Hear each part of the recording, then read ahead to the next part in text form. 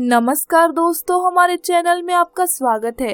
दोस्तों, हम उम्मीद करते हैं कि आप मंगलमय होंगे। साथ ही साथ भगवान आपके जीवन में हर प्रकार का सुख और ऐश्वर्य आपको प्रदान करवाएं। दोस्तों, ऐसा शायद ही कोई हिंदू होगा जिसके घर में पूजा पाठ ना हो या पूजा संबंधित कार्य ना हो।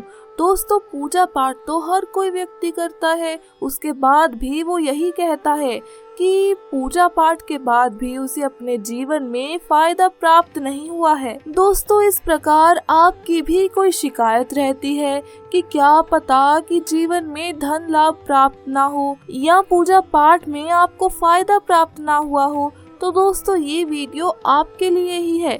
आप इसे देखिए, निश्चित तौर पर आपके जीवन में फायदा होगा और आप वास्तव में कहेंगे कि आपको पूजा का फल निश्चित तौर पर मिला है। दोस्तों, कई बार क्या होता है कि लाख प्रयत्न करने के बाद भी हमारे जीवन में धन लाभ प्राप्त नहीं होता है या फिर किसी प्रकार की चीजों में कोई कमी रह जाती है जिसका दोष हम भगवान के ऊपर देते हैं।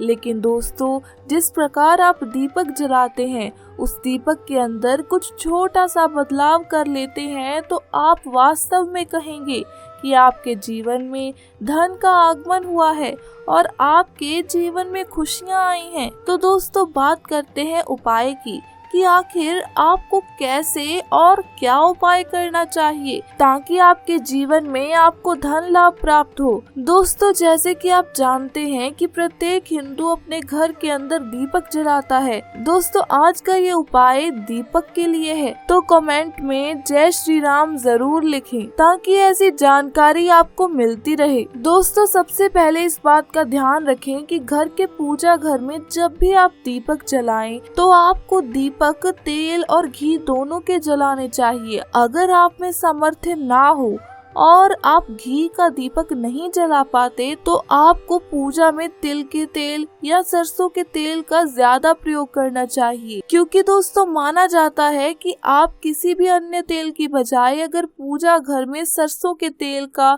या तिल के तेल का प्रयोग करते हैं तो दीपक काफी समय तक चलता है और आपको इसका उचित और अच्छा परिणाम देखने को मिलता है। इसी तरह कई लोगों ने हमें सवाल किया है कि क्या हम अपने पूजा घर में अगरबत्ती का इस्तेमाल कर सकते हैं।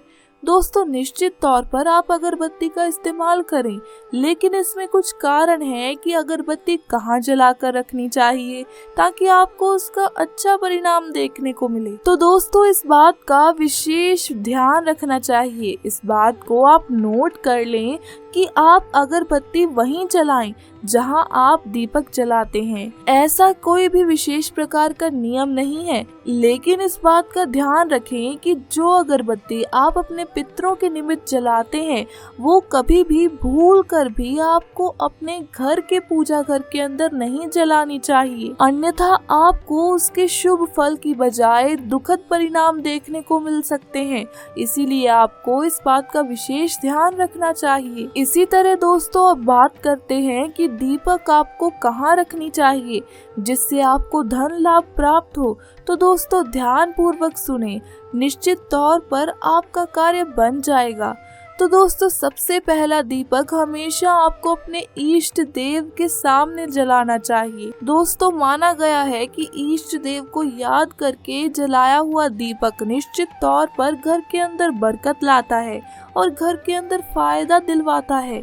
दोस्तों, दीपक तो हर एक व्यक्ति जलाता है, लेकिन उसके अंदर आपको क्या ये फायदा दिलाता है, इसी के लिए ये वीडियो है। दोस्तों, दीपक आपको अपने घर की रसोई के अंदर जरूर रखना चाहिए, क्योंकि दोस्तों जब भी आप अपने घर के अंदर दीपक जलाते हैं तो इससे माँ अन्नपूर्णा देवी व अन्य देवी देवता बहुत जल्द प्रसन्न होते हैं, जिसकी वजह से आपके घर के अंदर अन्न जल के भंडार सदैव भरे रहते हैं और किसी प्रकार के दुख का आपको सामना नहीं करना पड़ता। इसी वजह से इसका विशेष महत्व रहता है। दोस्तों, तीसरा दीपक संध्या काल की पूजा करते समय आपको अपने घर के मुख्य द्वार के पास तुलसी के पौधे या केले के पौधे के पास रखना चाहिए। दोस्तों, जब तुलसी के पास आप दीपक रखते हैं तो धन आगमन आपके जीवन में बना रहता है, सकारात्मकता बनी रहती है और माता तुलसी का ऐसा संयमित आशीर्वाद आपको प्राप्त होता है कि समझ लीजिए कि आपका शत्रु आपका बाल भी बांका नहीं कर पाता है। इसी वजह से इसका विशेष महत्व होता है। दोस्तों, कई लोग क्या करते हैं कि दीपक जलाते समय कुछ बातों को नजरअंदाज कर देते हैं। दोस्तों, इन बातों का जरूर ध्यान रखना चाहिए। जैसे कि आप दीपक जलाते हैं तो आपको एक दीपक से दूसरा दीपक नहीं जलाना चाहिए। दीपक जलाते समय तीली का बहुत महत्व होता है। आपको प्रत्येक दीपक को अलग अलग जलाना चाहिए। एक दीपक से दूसरे दीपक को जलाना अच्छा नहीं माना जाता है। इसी तरह दोस्तों, दीपक के अंदर तेल आदि इस प्रकार से डालें कि कम से कम 15 मिनट से ज्यादा दीपक का विशेष महत्व हो। ऐसा नहीं कि आपने दीपक जलाया और पूजा करते हैं और उसी समय दीपक खंडित हो जाए। इस बात का आपको विशेष ध्यान रखना चाहिए। अगर आपके साथ ऐसा होता है तो कभी भी पूजा का उचित परिणाम आपको देखने को नहीं मिलता, बल्कि आपको कष्टों का सामना भी करना पड़ सकता है।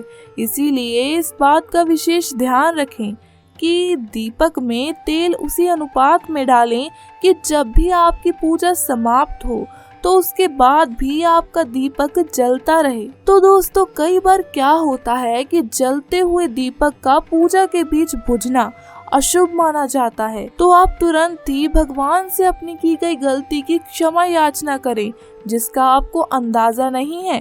फिर उस दीपक को आप दोबारा जलाएं ताकि आपको अपने पूजा का उचित परिणाम देखने को मिले। इस तरह दोस्तों, खंडित दीपक का आपको भूल कर भी इस्तेमाल नहीं करना है। दोस्तों, अगर दीपक टूट चुका है या खंडित हो चुका है तो आप इसे तुरंत प्रभाव से विसर्जित कर दें, क्योंकि दोस्तों, पूजा में खंडित दीपक जलाना साक्षात माँ लक्ष्मी को क्रोधित करने के बराबर माना जाता है। तो आपको इस बात का जरूर ध्यान रखना चाहिए। इसी तरह से दोस्तों, इस बात का भी ध्यान रखें कि कभी भी आप अपने घर के अंदर स्टील का या पीतल का जो भी आप दीपक जलाते हैं, बासी दीपक भूल कर भी इस्तेमाल नहीं करें। जब आप स्वयं सुबह की गंदी हुई थाली में भोजन नहीं करते तो आप भगवान को किस प्रकार दीपक जला सकते हैं। हमेशा पूजा घर की जो सामग्री होती है उसे साफ करके ही इस्तेमाल करना चाहिए। अब दोस्तों, बात करते हैं दीपक के ऐसे उपाय की